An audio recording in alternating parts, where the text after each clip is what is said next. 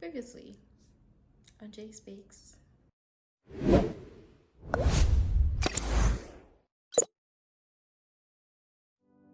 That children that have secure attachment they have found that like our early childhood attachment systems are the things that basically superimpose how we attach to others when we become adults, right? And so like that's the early template. And so for secure, the parenting style is able to be present, able to offer the soothing to the child, able to offer that emotional regulation, help a child be able to organize their emotions. They are just present. Think about my 6-year-old. She has a lot of look at me and play with me and be with me. And it's a parent that can meet those needs in that way. It's a child that grows up to have secure attachment is able to feel confident enough to explore the world around them because they have this, according to the theory, this internal base that is solid, right? Where it's solid, it feels secure, where they can go out and explore the world. They can explore to play, to engage with other people. And they have this internal working model that basically says, I am loved and I feel safe and I have a trust in self and I can trust the world. The other attachment styles, the other categories are categories based in insecure attachment. The very first one is attachment and trauma healing, building a culture of love and healthy relationship.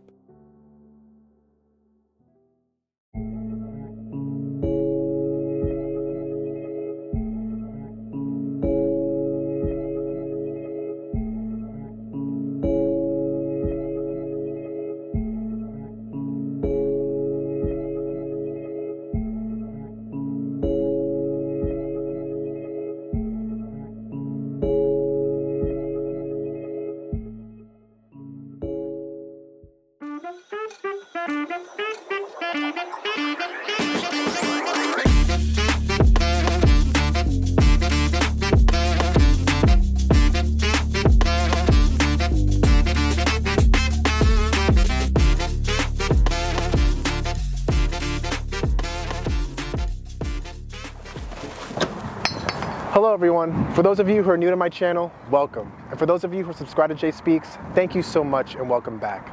As you know, it is my mission, it is my passion to bring to you all conversation topics that are positive, motivational, educational, and informational. Today, ladies and gentlemen, I'm so elated to be here with Michael Dana, otherwise known as Sifu Mike. In 2008, Sifu Mike was diagnosed with a rare brain cancer. And after 6 years of fighting, I'm happy to announce that he is now cancer-free. However, this ordeal left Sifu Mike permanently changed with a different outlook on life and a new sense of priorities. While still recovering, he earned a degree in economics at UNC Chapel Hill. His studies taught him how to analyze data and opened his mind to seeing the world differently. He also started formal training in the martial arts as a means to defend himself and to use it as extreme physical therapy. Since then, he has black belts in now 4 different types of martial arts, owns and runs this martial arts school that is right behind me, and has logged over 11,000 teaching hours. Please sit back, relax, and most importantly, listen. And hopefully after today's episode, you'll be educated on the truth about martial arts, for it is a journey of skill, self-discovery, and discipline.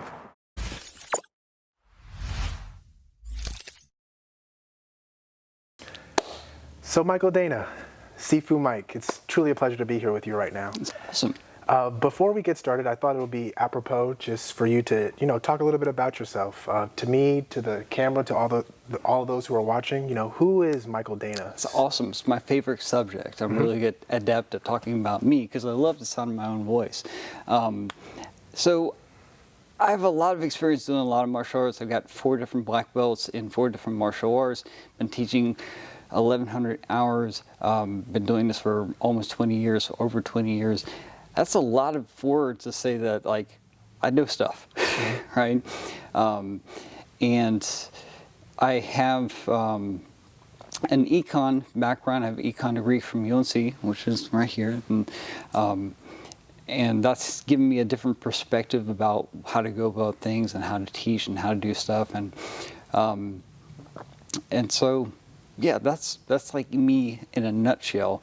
And I also have the added background of having had brain cancer, and so I know full well how to like work really hard and overcome things and use martial arts to help benefit me both mentally and physically within the space, and I get to pass that on to other people.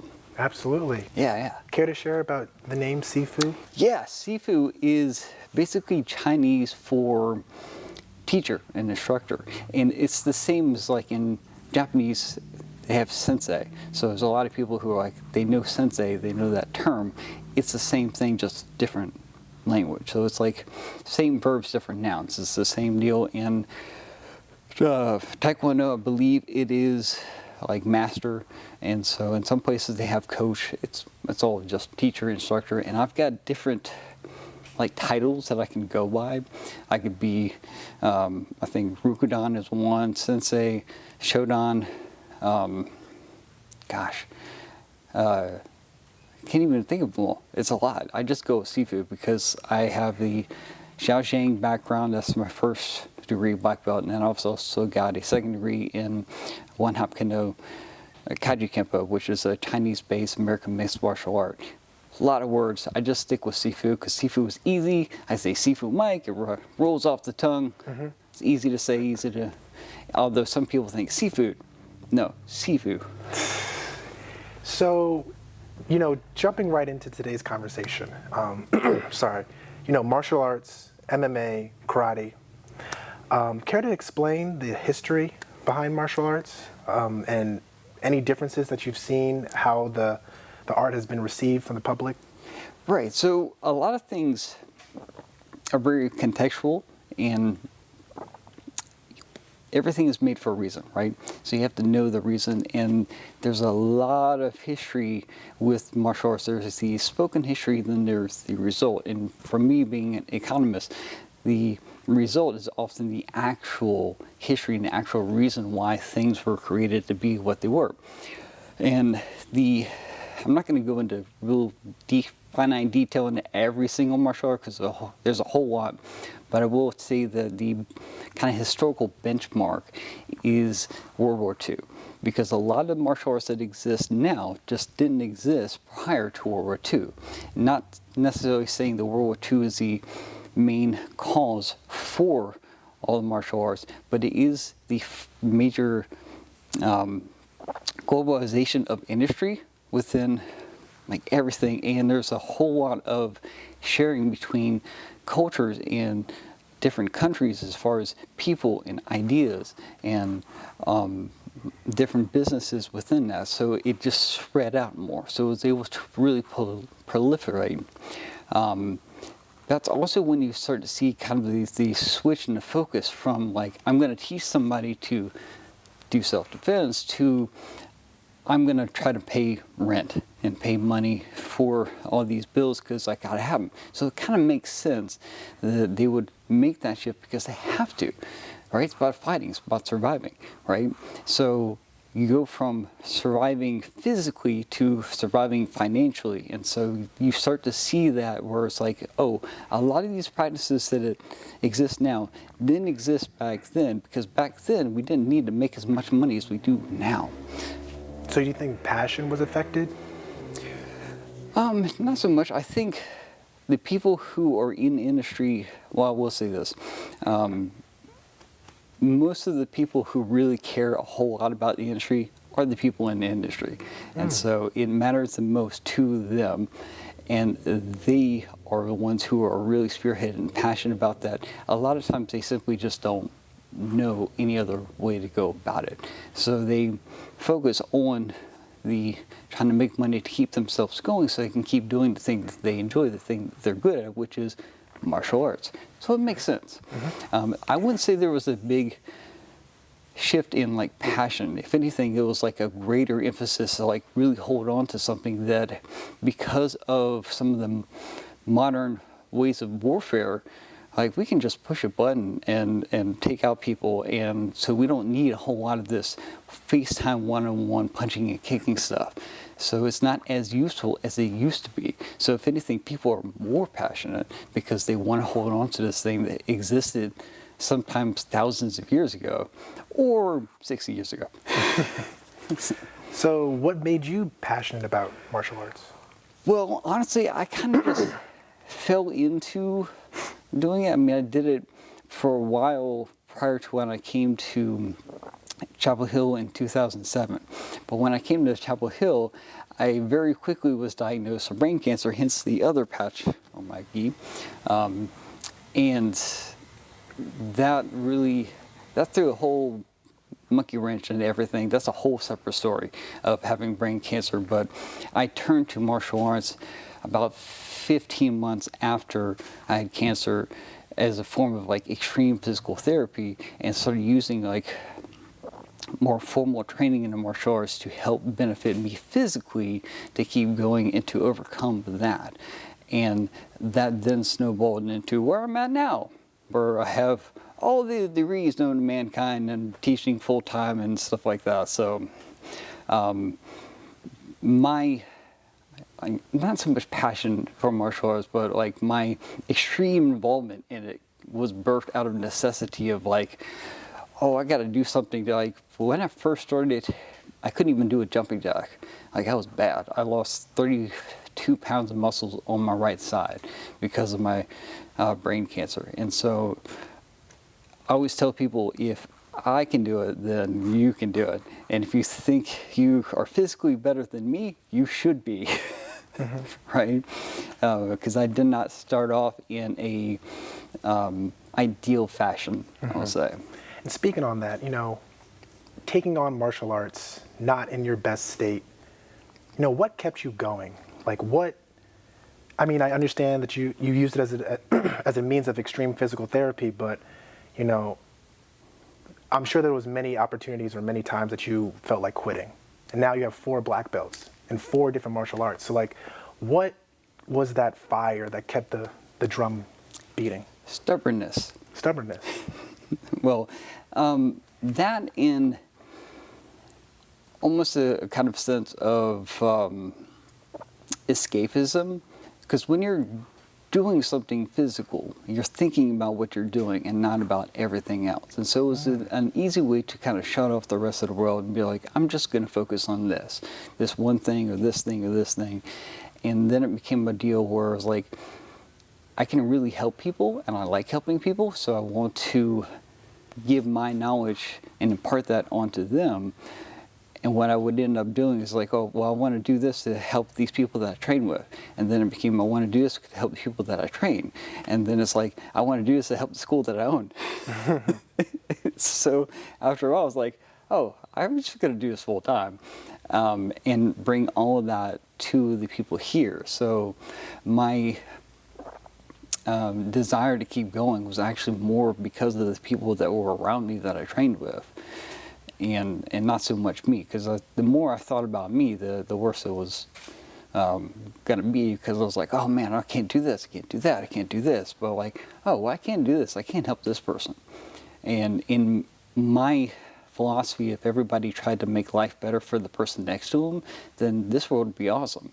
And there's not much that most people can do to really enhance their life, but there's a whole lot they can do to enhance other people. And in that way, if you look at it like, if you're like me, I get joy out of like helping other people, and so like I will defer to that every single time. And that's what I want to do. I want to, with this martial arts business, I want to give people a better time doing martial arts than what I had, because I had about 20 different instructors, some really good, some epically bad. And so I tried to give people a better sense of what they're doing, even though they may not know it. Most of the general public doesn't know it. The people who have done martial arts before, they kind of recognize that. They're like, oh, this is different. This is better than what I had when I was training. So I'm like, cool. And when they come in here, I'm always happy, because if they have prior experience, that means there's stuff that I don't have to teach them. Yeah. Well, I just want to take a little step back. From in your intro, you said that, you know, while you were recovering from your brain cancer, you were taking classes in economics at UNC Chapel Hill. Yeah. Business, martial arts. How do the two come together? You know, how is martial arts beneficial in business? So if you, again, playing with the perspective here, if you think about business the same way as like warfare, in warfare, when people fight, they're fighting over resources. They're trying to get resources. A lot of times that's either money or land, but they're getting resources. In the realm of business, that resource is currency. And either you're fighting against other businesses of similar brands, or you're fighting customers to get their money, right? And so a lot of these same warfare practices also can be applied very easily to making money, because it's all about getting resources. It's just with business, they're like, oh, we're not going to kill these people, right? We're just going to get their money. And one of the biggest things you see in that is, I forget his name, I should know it, it's a Chinese name, but it's The Art of War. It's the guy who made that. It's a 5th century book. It's very old. But he says, basically, know yourself, know your enemy, winning is a result. And the reason why that is that you can't accurately defend against something if you don't know what that something is. So in business, they say knowledge is power. Well, power is also control, and you can win any game if you play by your own rules. So if you keep your opponent ignorant of the rules, and so ignorant that they don't even realize they're playing the same game, you've already won. Every business has that model. Every business uses the ignorance of their customer against them to make profit. That's marketing 101. Like a lot of the information we have about certain businesses and certain things come from that business, and they're never going to tell you anything that paints them in a negative light, because they're trying to sell themselves to you. Yeah, same thing. It's that knowledge aspect. And when you kind of look at the U.S., we don't really have a top 50 school system, but we have one of the wealthiest nations in the planet. But we also have a $4 trillion medical industry that's also the #1 cause of personal bankruptcy. That doesn't make sense unless you think, oh, well, maybe it's supposed to be that way. Maybe it's designed that way. And then you start thinking, oh, okay, there might be something more to it. So it's a blending and using of these really old-style martial art practices and adapting those. And I think in Japan, they have certain businesses that require their upper-level management CEOs to actually take martial art classes, because those classes will teach them these principles of warfare against their opponent. And they're just like, okay, that thing you learned against this guy with a sword, instead of a sword, you got another business, and we're in a business meeting. How do you fight them? Using the same kind of philosophies that you would use to fight an opponent physically. So speaking of philosophies, you know, and also, you know, soft skills, what are some soft skills in martial arts that would put somebody ahead in business? So define soft skills. You mean like mental skills? Yeah, mental skills. Well, just that mental aspect of like, I want to keep my opponent ignorant and almost like misdirect them. So in my view, in the right context, any martial art will work. Any technique will work if you're in the correct context for that. So to make it work, though, you need to make your opponent ignorant of it. So if I want to hit you with a right roundhouse kick, I'm not going to lead with that. I'm going to like punch, punch, kick. That's going to land every single time because you're thinking about my hands, right?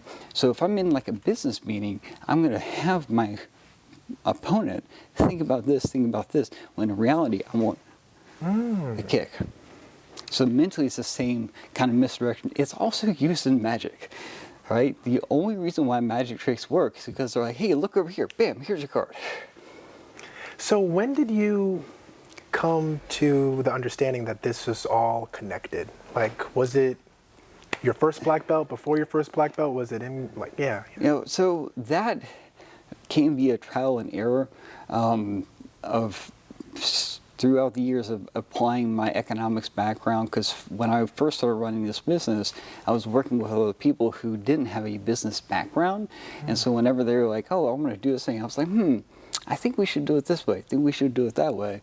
And I go check business professionals. I'm like, okay, so yeah, that's the thing. And they often conflicted. So in business, what's good for the business is not good for the customer. They have different competing sets of preferences. Businesses want to profit maximize, and customers want to utility maximize, right? Businesses want to get as much money as they can, as often as they can from their customers, whereas the customers want to spend as little as possible, as few times as possible. They're exactly opposed. Martial arts is no different. There's a lot of teaching practices that are really good for the business, but not good for the customer, right? And so I started to see that, and the thing is, the more you learn about something, the more you can start to recognize that in other places, if you're open to it. That's another thing. That's a whole different can of worms. I can talk about that on this video. I have a certain amount of time. But yeah, so I started to kind of recognize that and see that the more I taught, the more I was like, oh, this doesn't do anything to help them like punch and kick better. I'm not gonna have them do it. We're gonna focus on this thing. I want them to focus on this. A lot of places, in my opinion, focus so much about like the threat that's across the street and totally ignore the fact that they're holding like a live hand grenade. And so I'm like, I'm gonna prioritize more. I'm going to address the actual threats and the actual self-defense of it all. Like I said before we started, more people pass away from falling down than from crime. So I'm going to focus on that, because that's the thing. I mean, the #1 cause of death in the U.S. is not crime, it's heart disease. So it's like, get them fit. You know, learn to defend against something that is more statistically likely than an assault. So that I just kind of came by after doing this for probably about 14 years of teaching. I've been doing martial arts for a whole lot longer, but as far as just teaching and being able to accurately give that information to people, 14 years, and the process of trial and error, that's why I came by. I was like, oh, nah, yes, no, yes, this. Interesting. Yeah. So you've touched upon it already a little bit, but you know, your mindset to martial arts and also incorporating it with business is a lot different from what I've personally heard. I've told you that I'm a black belt in Taekwondo. Yeah. And it's different from what's just out there. So just to piggyback on that, you know, what makes your school, you know, what you do different from your competitors? So in a nutshell, me, because Okay. I'm nuts, right? See, now I know why I'm mic'd up, because like if it wasn't, you would hear the cameraman laughing. But since I look at things differently and I do things differently, I am very much different from all of the other martial arts schools out there. My focus is on practical self-defense and threat assessment. My focus is on the fitness aspect, because really your primary means of self-defense is to avoid the conflict. If you can run away, great. If you're not fit enough to run a block, I'm not doing my job. And from a sporting context, all the technique in the world is not going to help you if you're too tired to use it. All right, so it's a win-win either which way. And you end up defending against more than just the physical assault. It's like, I'm keeping you in shape. And I've told people several times for years that going to a gym, running on a treadmill, lifting weights, that gets really boring after a while. But learning to hit people in the face never gets old, right? And so that's one of the things I kind of bring to the table. I also bring more of like, we're going to get all the extra stuff out of the way. You don't need the uniforms. You don't have contracts. You don't, all that mess that doesn't help you defend yourself better, forget about it. We're just going to focus on the actual techniques and the learning process, because there is absolutely no reason, other than the monetary one, that it would take you 10 years to learn one thing. All right, even medical doctors, they take 10 years to learn something, but they're learning multiple different aspects of human anatomy, not one thing, right? So there's no reason why you need to spend 10 years learning one thing. A lot of these guys way back then, again, context, right? Way back in the future, or not the future, in the past, they got their black belts. They learned the basics of martial arts in like a year and a half. They're black belts in a year? Yeah, didn't take that long. But wow. Their school didn't require them to pay tuition for a year or more, right? So that's the big difference, is that a lot of these places have, like, you can quantify just how much money it took them to get their belt, right? And that's no longer martial arts.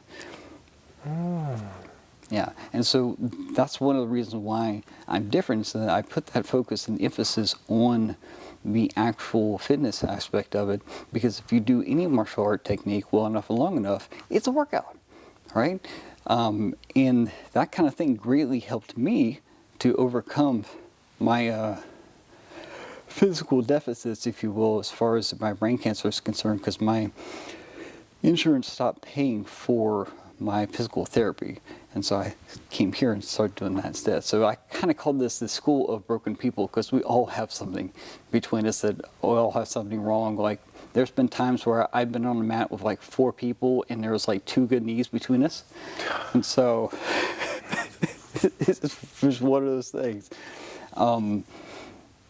So yeah, that's one of the things that I bring to the table that very few other schools have. I also teach more in a day than some places do in a week. I mean, there's a difference in focus in teaching. And so you look at the schedule, I teach all but 2 of the classes on that schedule. Those other 2 are taught by a 10th degree grandmaster and a doctorate in education, who happens to be right here. He's waiting for his moment to be on camera. But we're talking about someone who has been teaching martial arts and just teaching in general for longer than I've been alive. And so there's very few people and very few places that have that amount of knowledge under one roof. And we have it just 2 people. And so that's one of the other things that makes us different. And because I know about these business practices, I know to not do them.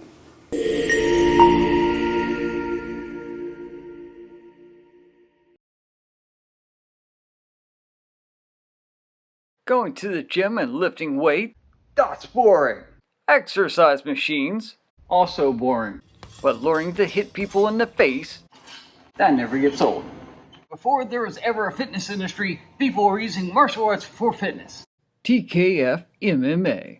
Get the body fit while learning to protect it.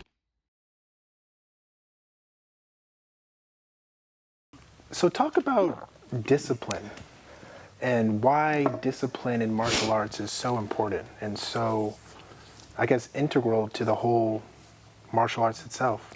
So the interesting thing about discipline is that the thing that takes the most discipline and dedication is actually exercise. And that's the one thing that is absent from a lot of martial arts.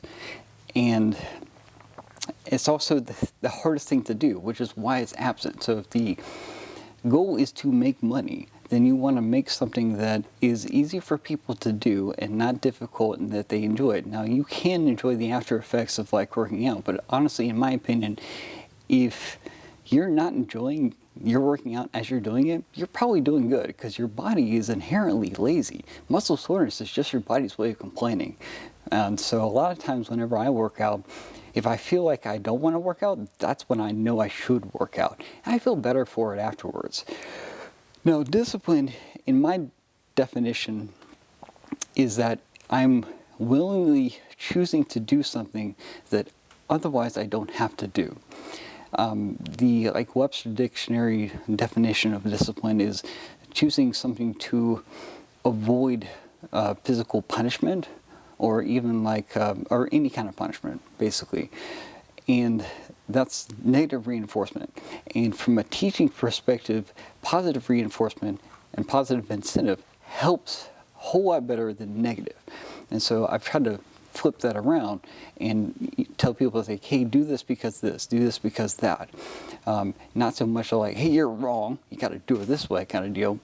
And they're way more receptive to that. So the concept of discipline, of doing something to avoid the negative punishment, we've kind of lost that, because the negative punishment is, well, it used to be like I had to fight, I have to defend myself. Well, now we don't really have to do that as much. We look at the statistics, but we do have the #1 cause of death being heart disease. So now your defense is more of a long run deal. It's not so much an acute, like someone's trying to hit you. It's more of like, oh, you've been on the couch and eating crap for years and it's now coming back to haunt you. So the exercise component, that positive incentive being like, hey, you do this because you want to live longer, because you don't want to get all the negative health or negative health consequences of not being in shape. So discipline is in martial arts, but it's not something that's in a way emphasized as much as it should be. Like I said, I think it's doing something specifically that you otherwise wouldn't have to do. So through your teaching, do you believe that the people who come to your school is incorporating discipline into their lives? Is that something that's easy, or is that something that, you know, needs a lot of reinforcement from you? Both. So it's never an easy thing to actually do something that you otherwise wouldn't have to do, especially if that thing is something that your body's going to whine and complain about later, right? And especially if it's like, oh, I'm having to choose to, you know, not eat this cookie kind of deal, or not instantly give my brain the positive reward dopamine dump that you get from having something pleasurable, which can be eating junk food and stuff, all that sugar and stuff like that. So people have come here to try and get past that, and I do try and encourage them, but I can only do so much. If they're not actually physically in the building, Yeah. you know, I can't do anything about it other than send a phone call or an email kind of deal. When they are here, though, I do try to encourage them, and I use statistics to help them out, because some of them are very true if you frame it right. Like, if you're here, you're automatically doing better than everyone else who's not here, right? That kind of thing. There are people who have definitely come here for the fitness aspect, and that's another thing that separates me from most martial arts schools, is that I don't really care so much about rank. Technically, if I'm being very technical, I should have like 6 red stripes on the end of this belt, but I don't, and I should be going by the higher title instead of Sifu, but I'm not fixated on that.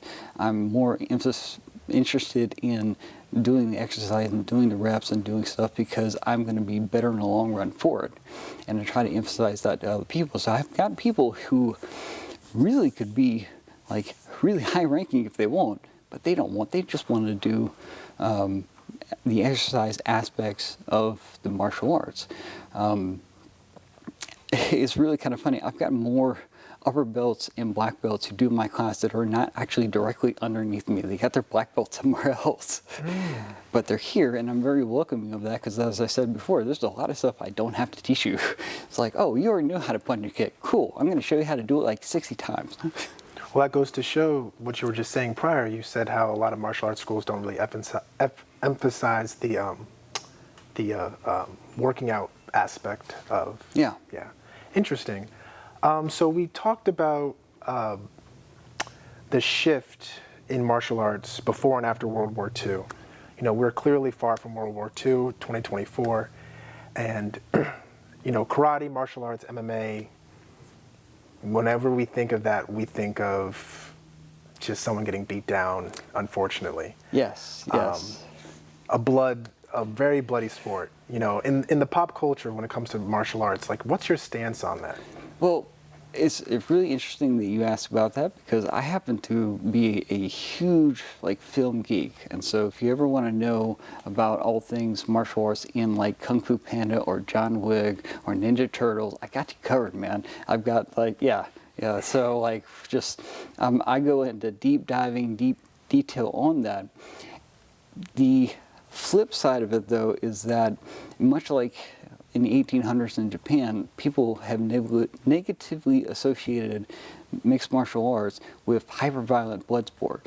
And this can be kind of a hassle when it comes to like self-defense, because not only now do you have to defend yourself against an assailant, but you have to defend yourself against the legal system, which is comprised of people who are just as ignorant as the rest of the public as far as what martial arts is concerned. They think, oh, if you're a black belt, you should be able to like levitate and mind control, wield a laser sword, and just, you know, do all these magical things they don't actually know. And the UFC, stuff like cage fighting, has done a good job in really getting the message out there as far as like, hey, here's martial arts, but they've also done a really bad job in like making it so that when people see the letters MMA, they automatically think hyper-violent blood sport. I've had people not come to my school because of that. I've had parents now want to have their kids train at my school because they think MMA, they think hyper-violent blood sport, but really, I got 4 black belts. One's in a mixed martial art, the other one is in American mixed martial arts that incorporates like 7 other martial arts. I couldn't be more mixed if I wanted, right? Has nothing to do with the actual sport of cage fighting, has everything to do with the fact that I've just got more than 3 martial arts, which is by definition a mixture. A good example is on my website, tkfmma.com. So I'm plugging, right? In my bio, the very first sentence, it says that I'm a full-time mixed martial artist, or full-time professional mixed martial artist. Yeah. And every part of that sentence is true. I do this more than 40 hours a week. I get paid to do this, which means I'm a professional. So that's kind of the general definition of amateur and professional. If you don't get paid to do it, you're an amateur. If you get paid to do it by somebody, then you're a professional. And I'm a mixed martial artist. So as I said, I couldn't be any more mixed. Every part of that is true, but I get so many people who are so irritated and upset that I am not a cage fighter with some kind of record in the cage. I could have gone a step further and said that's never lost in the cage, and I wouldn't be wrong. All right, I'd just be really trolling and playing off their perception of what MMA is, and not actually knowing that, oh, there are multiple ways of doing the same thing. And I have that there on purpose to try and educate people and try also to get the people who understand that to begin with. But a lot of people in this culture think hyper-violent blood sport when it comes to martial arts, and they are not as receptive to it. So very few people think, oh, I can use martial arts for exercise, I can use it for all the health benefits. Wow, no, they think, you know, blood sport. They think they have to like be in super shape before they even start coming here. It's like, no, you come here to get in shape. They think they need to be experienced before they come here. I'm like, how was you going to get experience? You come here to get experience, right? It's that whole, well, it is a cultural aspect of having experience doing an entry-level job. It's like, it's entry-level. How are you supposed to get experience doing something you've never done before? Right? And so that also is kind of built in and has bled through from business, so people kind of expect that. And I'm just trying to get the word out to, hey, there are just more than just what you see on TV and movies, because most of that, if not all of that, is designed specifically to entertain. And me having a film background, I know how, especially in film, they make it look good. Everything looks good. There's very seldom you see something that's actually super practical. But I think really since the Matrix is one of the first movies that was filmed all digitally. Because of that, they were able to speed up their fight scenes just a little bit. Right? Not noticeable, but just enough so people think, oh man, they're going super fast. But no, you have to go slow in order to make it look smooth and prevent motion blur. Which used to be a thing, not so much now with the better cameras. But you have to go slow because you have to do multiple takes if you screw up the shot, right? So if I'm like sitting here going, then I have to do it again, right? And so I have to be able to do that, and if they go hard and fast every single time, they're not going to be able to do it. They simply don't have the gas in the tank. They're going to get tired, they're going to get sloppy, and that's when injuries occur, is when people get too tired to do stuff. Yeah. So the people who come to your school with this already, the mindset that martial arts is a blood sport or a hyper-violent blood sport, what do you in particular do to unwind that thinking? Or to calm a mom down? Well, or something like that? Odds are, if it's a parent that has that mindset, they don't even come through the door. They just write me off from the word go once they see the title. Especially because unlike most martial arts schools, I don't have any media of any of my kids doing anything, even though for the longest time that was the financial backbone of this business until COVID hit. Then when COVID hit, it went like that. But like prior to that, I had almost twice as many kids as I did adults in this little space. But now it's not the case. So they go to my website, they don't see a whole lot of like kids doing anything, and I do that on purpose because like those kids catch enough as it is when they get older and they have social media and they got freaking cell phones age 5, and so I'm not going to put them on the internet. They didn't ask me on the internet. Even if their parents are like, okay, you can put my kid on the internet. I don't want to have their kids on the internet. I don't want to be a part of what could be negative much later on. So I'm here to give them a positive experience. If nobody knows they do this, awesome, right? And so a lot of times forward-facing, when the customer looks at my website, they don't see any of that. They just see the words, oh, I have the kids program, and oh, MMA, and they get turned off. So they don't come through the door as much. Now, the adults, I do like different assessments before I have them like spar and work with other people because I like my people. I don't want them to be injured. I know injuries can happen and I know that I need to control the situation. So I'm like, okay, you know how to punch and kick. Cool. You have a bag. Do that for 5 minutes. Let me see you do that for 5 minutes. If you can't do that for 5 minutes, okay, we're going to work on that cardio aspect before you get into a situation where you're having to do that while somebody's also punching at you. So there's different ways of me assessing somebody's ability before we ever get to what they want to do, which is what they see in TV, movies, and YouTube. If they're not watching my YouTube channel, TKF MMA. Right? Mm-hmm. So that's kind of the things. And a lot of times, those kind of people don't have as open mind as I want, and so they typically don't last very long, which is unfortunate. But I have no contract, so it's like you're free to learn, free to not. If you want to just go somewhere and trade and bang and beat the crap out of somebody, there are plenty of other schools like that. Mm-hmm. We can go beat the crap out of them, but not my people. Do you feel as though most of your new clients that come in, do they come in with this desire to be like a famous MMA fighter, or do they come in with this desire to really learn the arts?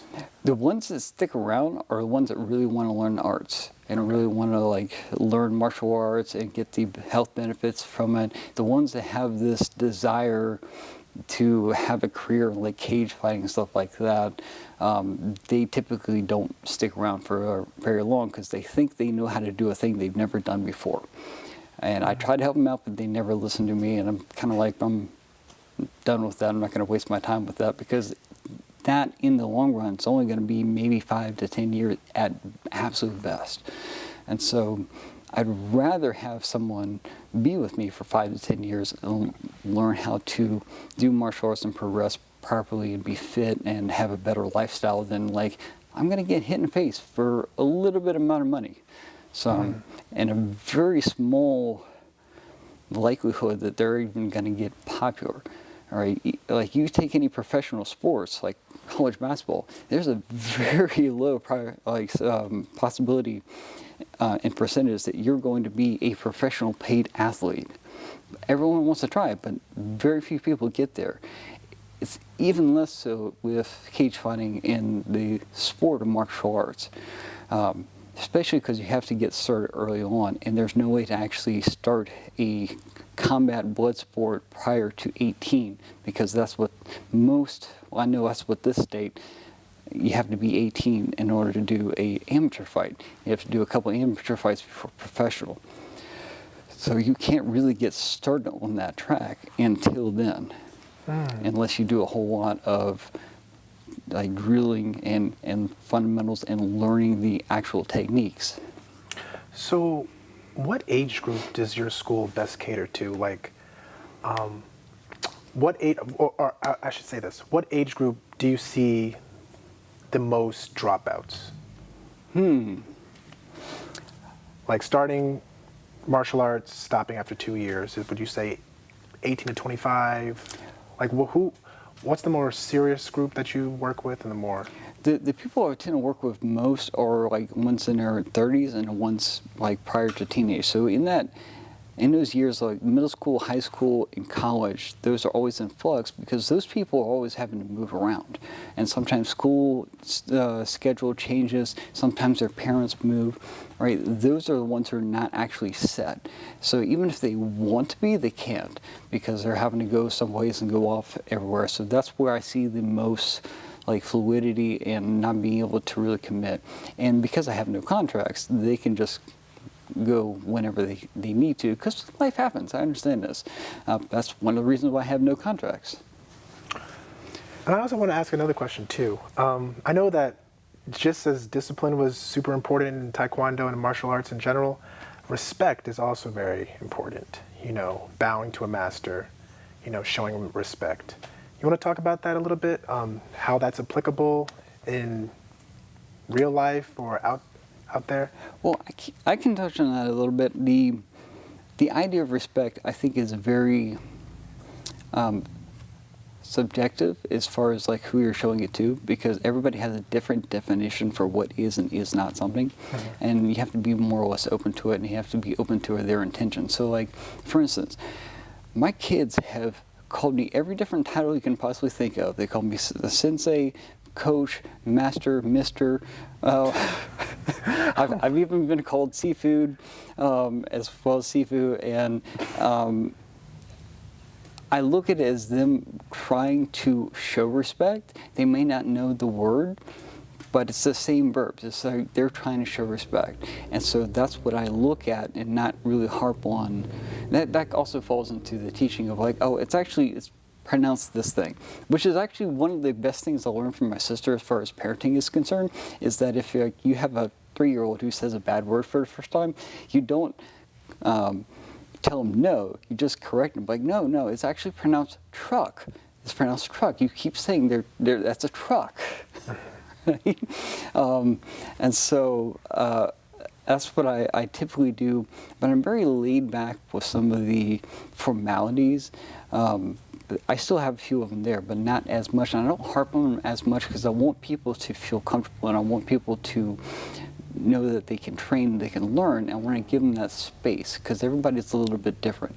Some people may not know that, oh, I'm supposed to do this instead of this, or this. You know, it's still I'm bowing, in which case to show respect. It's all the different verb or different nouns, same verbs. And so it's a matter of me understanding where they're at and interpreting what they're trying to do. Now, if they're not doing it, I'm like, hey, do this, otherwise burpees. So correct me if I'm wrong. So respect to you is more so predicated on intention. Yes, and my interpretation of it. Okay. Because like, that's the thing, is that I can choose to interpret something based on my perception of them. I look at it in the same realm as being offended. You can choose to be offended or you can choose not to be. It's all up to you. You have more control over yourself than any other person. And so I can choose to think this person is being disrespectful when really they may not be disrespectful, they may be ignorant. I have to understand that that's me, that falls on mine. And so when I see that, I'm making the decision of, are they being respectful, are they not being? Because there are other times where I'm like, I think they're fine, but like somebody off in the gallery is like, oh man, that's very disrespectful. I'm like, no, let me correct you, because you can be incorrect at the same time.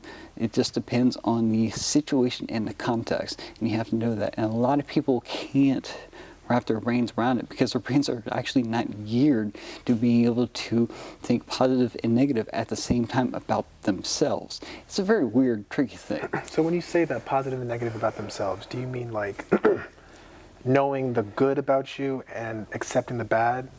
Like, not so much that. It's understanding that you can be incorrect in something and it be okay.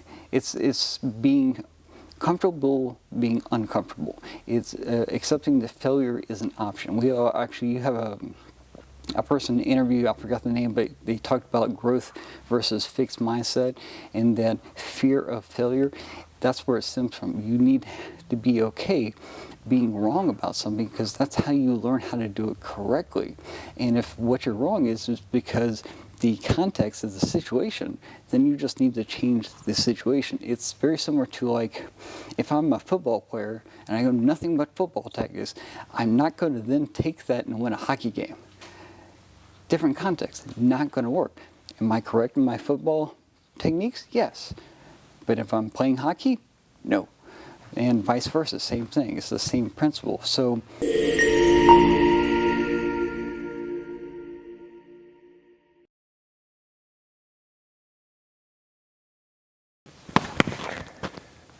I hope you enjoyed the conversation so far and you have learned more about Sifu Mike, discipline, and martial arts. Please don't forget to like, comment, and subscribe, and I'll see you at the end of the episode.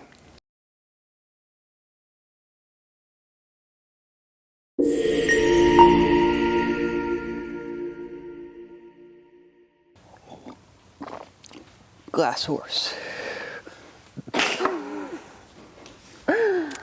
But yeah, you're talking. So the idea that if you have your self-image and like consumed by a certain thing, having something contrary to that, you automatically, your brain is defensive against it and not receptive to it.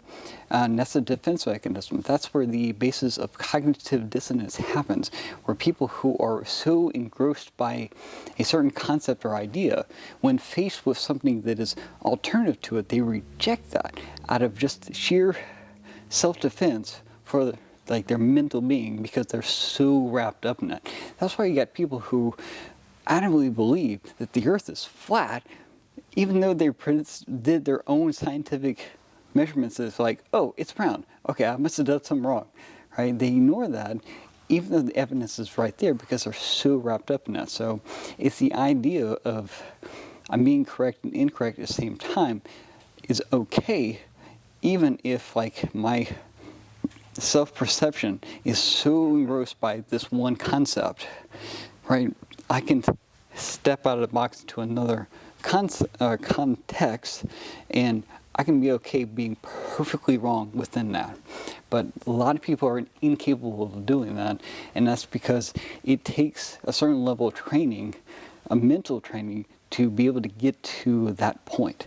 And I was fortunate that I either just stumbled across it, or, I mean, I've had, two brain surgeries, a brain tumor, enough radiation, 6 weeks of radiation, and enough medical drugs to make Keith Urchers go, wow. So there's a good chance that my brain doesn't work the same way that other people's does. So I totally understand that. But I do try to bring that to the table and try to get people to understand and acknowledge that. I think I answered your question. Yeah, you okay. definitely did. Now, is there anything particular about the martial arts, I guess, training around growth mindset versus fixed mindset that is particular to martial arts? Or do you feel as though that information is, I guess, the same in martial arts? Well, the methods of teaching are same. The information is always going to be different, because the context is always going to be different. Body types are always going to be different. I mean, me as the instructor, I need to know 10 ways of doing stuff, even if 8 ways are not things I would do, because 2 of those ways might be your go-to, right? So I need to know that stuff to be able to accurately teach other people. So the idea of being able to fail, and this is the reason why a lot of people don't even come into my school, because they see the mixed martial art and they're like, oh, I can't do the stuff that I see in TV and movies and stuff, is because they don't want to fail, and failure is the greatest teacher. learning how something doesn't work is an easy way to learn how to make it work. In fact, I don't set people up for failure, but I let them fail because I want them to understand, oh, if I just move my foot a certain way, then this will be better, right? It kind of leads into that teaching aspect of like, do this, you'll be more powerful, you'll be more faster. That positive reinforcement and positive incentive to do something better, instead of like hammering the negative into them. But that idea of like, I'm okay failing at this thing. And if you ever watch the show Mythbusters, I freaking love that show because one of the things they used to always say is that failure is always an option, is always a thing. And knowing how something doesn't work is the key to being able to defend against. So I teach a lot of my people how to do the attack first, because once they know that, once they understand how to do an attack, then they know how easily to make that attack not happen if it's done to them. They know how to defend against it. And so it's just going about it in a slightly different way. But failure is a big part of it, even with exercise. When I do bodyweight stuff, I go until failure. You don't do that on weights because that's weights, that's working outside of your body. But with bodyweight stuff, you can always go to failure. I just set a timer. I'm like, hey, I'm going to do push-ups until my arms give out. I can do that every single day. I'm not necessarily counting how many reps I do.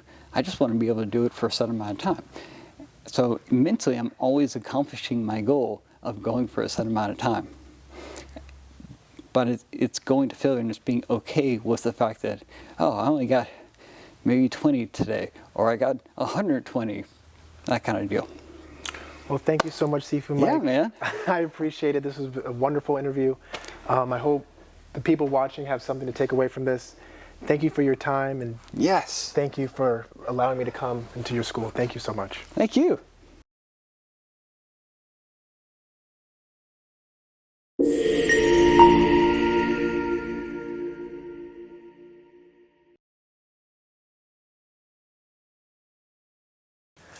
Well, you thought it was over? We're still rolling. Right now, I have a special guest, Dr. Jerome Barber. He's going to share a couple words about, I guess, your experience with martial arts and a little bit about yourself. Yeah, I lived in Buffalo, and I started learning Kempo and Arnis from a gentleman named Don Zangi, who recently passed away, unfortunately. Mm-hmm.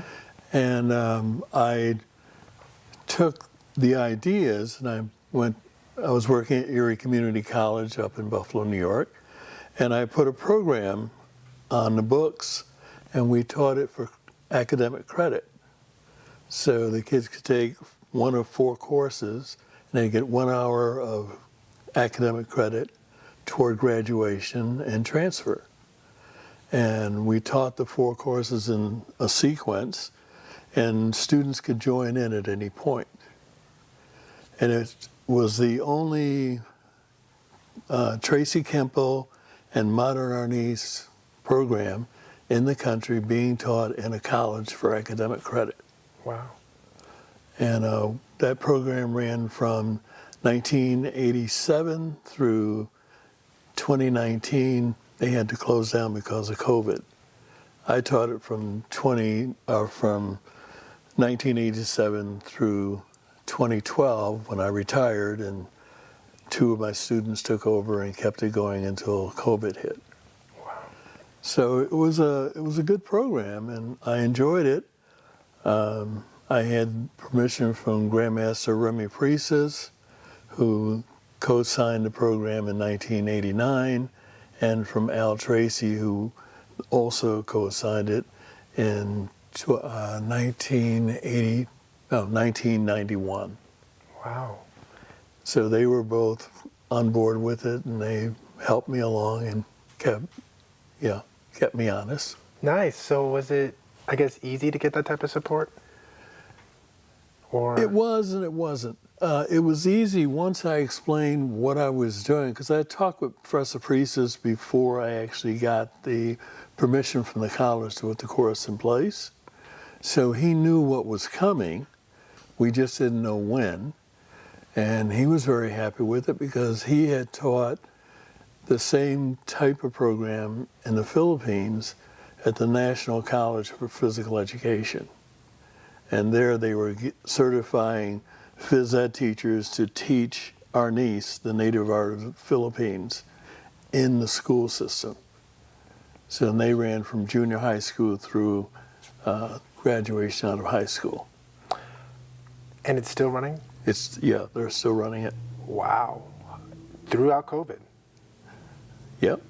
Wow. Have you been back to check on things? Two of my students come down here on every year for a couple of days to train.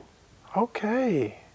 So they're going to reinstall it, I'm told, in September of this year. Any new plans or anything that you're looking forward to? No, I'm teaching here now. Okay. Okay, I okay. teach the program here. So how long have you known Sifu Mike? This will be going into the fourth year. I came up in 2020 from Florida, where I was living, and I came here to stay with my son and the 3 grandchildren and to help them out. And I left my sticks in Florida, so I came here to buy a pair of sticks, and we just kind of hit it off, and I started teaching here. Nice, that's awesome. So 4 years. And so you two teach, and then the 2 individuals who you just mentioned also teach? No, they come down to train. Down here to train. Okay. Yeah. Okay, how do you like teaching here? Well, I love it. I love it. It's a fun place. Nice, nice. I refer to them as my international crew. Okay. Because they have white, black, Hispanic, Filipino, Chinese. Nice, nice. So I love it. How big? Cuban guy. Well, he's Hispanic. I got him in there. You say Latino. Well, okay, Latino. Okay. Whatever. So what motivated you to get into the martial arts? What inspired you to be here right now? I had stopped pretty much all of my exercises and programming because I was going to graduate school. I was actually working on my doctorate, and I was teaching, so I didn't have that much time to exercise. So I met Zangi through a cousin, and we worked out a hour-and-a-half schedule with him that I could just do something. I had to do something. I had put on 25 pounds, and I didn't like it. I had to get it off somehow. And then I could work an hour or so a day at home with it and do forms and katas, that kind of stuff. So what motioned you into the martial arts in particular, and maybe not like the gym? Zangi's schedule and mine mix. Okay. And I liked the program because it was a self-defense program. It wasn't martial arts for sport. And I liked the less formal approach that he had. He was not rigidly disciplined on, saluting and, making gestures and sounds and all. Just come in, train. And we actually trained in street clothes from time to time. We trained in winter boots. We trained in winter jackets, coats, wow. Because we're Buffalo. You're going to be in that stuff. And it was a good program. It went well, and I like the name of his school. It's called the Fighting Back Institute. So what did you not like about the hyper-discipline? Because when I got my black belt in Taekwondo, that was hyper-discipline. Yeah, I know. What's the term? I'm a very independent kind of guy. I don't like people telling me what to do. I don't like people telling me how I should feel. Respectfully, yeah. And so it was easier for me not to be in those places until I found someone or something that kind of fit me personally. And then that's how I teach. I don't impose strict regimentation. It's like, we're going to do this. This is what I want you to do. This is how I want you to start it. And then if you can't quite do it the way I'm showing you, then we'll find a way to make it work for you. We'll tailor it to you. So you've got a Taekwondo background. Well, how do you handle the guy who comes in tight on you? Who gets really right up next to you? Who uses elbows and forearms? Part of your training conditions you to a certain style of fighting. So if you get a guy who wants to fight you from in close and tight, how do you get out of that? How do you get the distance that you need to really do your thing, which you do well? That would be my goal in training with you. My goal in training with him might be to keep him away from somebody like that, or teach him how to handle you because of your height and reach distance that you're going to have over him. How does he get just inside that? Not necessarily on top of you, but just inside, just enough that he can take away some of your best tools. And then he's a grappler. How do we take you to the floor? Which you may not know how to deal with. Interesting. So I try to find out what people are doing, find out what they need, give them a set of instructions that help them to do what they need to do best. So teaching. Yeah. Not. Do you think there's a difference between, teaching and instructing? I feel like instructing is, this is what you need to do. Teaching is, let me show you how to do it. No, teaching is, let me help you discover how you want to do it. Oh, okay. All right. If I push the young lady against the wall, how is she going to defend against me and my reach versus you and your reach? Could she reach you? If you held her out with your arm, could she reach you? With her hands? Probably not. With a foot? Could she kick you? Probably. Because the leg is just a little bit longer than the arm. So her first choice when she gets pushed into that wall might be to kick you in the knee. Her first choice with me pushing her against the wall, because I'm a little bit shorter, might be to kick me in the groin. Because it's a little bit closer. So we have to play with that. And part of my goal also is, if I know what your strengths are, to then put you in a situation where you can't use them. You have to use other things, learn other things. I don't expect you to fight with those other things, but I expect you to be able to use them long enough to get to your best spot. Get back to where you're comfortable. Not fight their fight. Fight your own fight. And that's where the teaching is. Yes. Because in order for you to find what you're comfortable doing, you need to be taught that. Yes.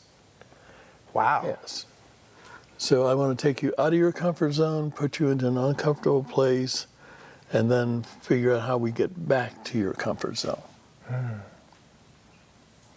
I want you to do your self-defense from your comfort zone, but I have to be realistic. Some people are not going to let you do that. Of course. So we have to be able to make the transitions in and out, in and out. Yeah. And being able to accept and welcome uncomfortable situations, knowing that you've been taught to get out of it. Yes. Ah, okay. So are you a black belt as well? Yes, I have 2 black belts in Kempo and black belt in modern Arnis, or actually Filipino arts, because it's a little bit more diverse than just modern Arnis. Which one was more challenging for you? Or They did were you- equally challenging because with Zangi we started with Kempo, and then second belt we went into modern Arnis. Okay. And then from there on it was just consistently back and forth between the two. So my black belt, my first black belt certificate reads Kenpo-Arnis. Then I trained almost exclusively with Professor Fries's for another 3 years. Then I went back to Kempo for another 3 years with an instructor named Ernie McPeak, who has since passed, and then picked up and just kept training back and forth, back and forth, back and forth. So to me, there's no difference. I have to actually stop and think if I want to teach strictly in Arnis. I have to stop and think about how I'd lay out this lesson plan so that's all I teach that day. Interesting. Because otherwise I'll slide into something Kempo. Or if I'm teaching Kempo, I'll slide back into something Arnis. So, with you knowing that there's small differences in each, why do you believe that there are 2 separate martial arts? Because the origins are different. Okay. The origins of the Kempo are in China and Okinawa. The origins of Arnis are in the Philippines, and from north to south, they actually change by region and by tribe. So the southern Philippines, Mindanao region, it's a lot of blade work. Long swords, knives. Middle region of the Philippines, it's stick work, but in some areas it's double stick. In other areas it's stick and dagger, or knife, sword and dagger, espada y daga. It could be stick and dagger. In the north, Mindanao, or not Mindanao, I'm sorry, Ariel and Luzon and Manila, north, you're going to have a lot of largo mano, long range fighting. The sticks are going to be longer. They're going to want to stay out. They're going to be hitting the arms and the hands before they close for the finish. What's their reasoning behind that? Geography. Well, what's their reasoning behind? No, I'm saying geography. Oh, okay. This is geography of the land. Okay. It's a lot, the northern part is more open, and as you go further south, you get into more of the jungle, and you get extreme south. It's not as open, but the trade routes went back and forth between Malaysia, Indonesia, and southward, and to India actually. So people just adapted. The island of Negros, where Remy Priestes is from, and one of my other instructors, it's very hilly, almost mountainy, and then there's a small plains. So you adapted to that. And in fact, the Negrito people in the island of Negros, very short people, they use very short blades, but they did a lot of work with bow and arrow and the yo-yo, which we think of as a toy. It's actually a hunting tool. Wow, that was a strong string. Yeah. Yeah, it was get it out, pew, hit somebody in the head. They were usually hunting monkeys, hit them in the head, knock them out of the tree, finish them when they hit the ground. Okay. This will be my last question. Yeah. What why, no, hold on. What attracted you to those two martial arts in particular, with so many different martial arts out there? I wasn't attracted to either one. It was that I started training with Zangi. That was the routine. That was the routine. And I just liked the fact that he was more casual, laid back about it. And then that he was bringing in all of these environmental elements for us, like winter coats and boots, wearing gloves or mittens. You know, come on. It's June and July in Buffalo and you're out in the park wearing gloves, mittens, and, you know, all your winter stuff. But that was it. You're going to have to learn how to fight with this. What if you get attacked? Well, this is what you're wearing. This is what you got to fight in. You can't say, whoa, hold on, buddy. Let me take this coat off. Let me get these boots off and get to my bare feet. That wasn't going to happen. Well, thank you so much, Dr. Jerome. Thank you. I really do appreciate it. Thank you so much. It's fun to have to do this. Yeah, absolutely. Thank you. Thank you.